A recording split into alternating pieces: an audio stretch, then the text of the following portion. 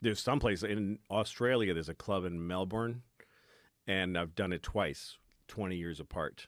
And both times, nobody had any idea who I was. Like the MC did. He's a comic, so he was like, he said a lot of really nice things, and he said, "This guy, what a treat," and he brings me on, and the crowd's like, and they're just, and I could see them going like this to each other, and I'm doing material that has been killing in large concert venues, and they just don't give a fuck. Like then I found out what's actually, means something to anybody.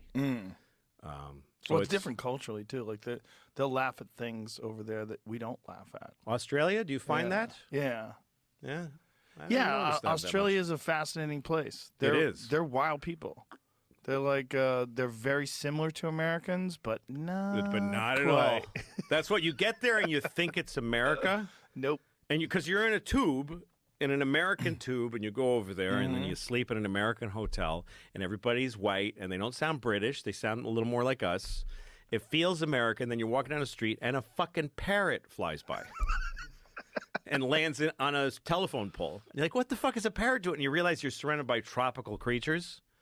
Like I was in Perth, which is completely different from Sydney and Melbourne. Like they call them the eastern states.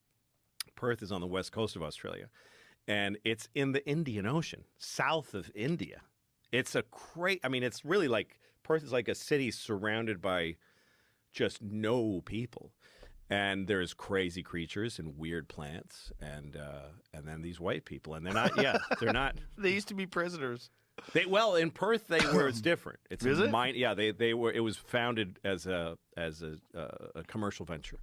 An English captain went to England and said, and he got money, and he paid people to go, and they're miners. It's just these huge, giant holes in the ground. I think it's iron, and there's these guys that live in Perth, and they all have tons of money from this dirty work that they do. And they call them FIFOs, fly in, fly out, because they fly into the mines, and then they just live, it's just covered in shit, and, sleep in a bunk next to the hole for like a month. And then they give them like whatever, $100,000. Then they go back to Perth. It's a weird culture. There's a lot of those people in Canada. I guess like for the fishing, right? No, miners. Oh, yeah? Yeah, there's a lot of miners, oil people. A lot of people work the oil rigs in Canada. Yeah, a lot of the people they're a part of that strip mining. Like they all have like jacked up trucks and giant gold chains and tons of money. That's what it's like in Perth. Every truck is a off-road, jacked up with the snorkels. Yeah, well, you need that out there for the dust. Yeah, you do. But then the eastern states was founded by...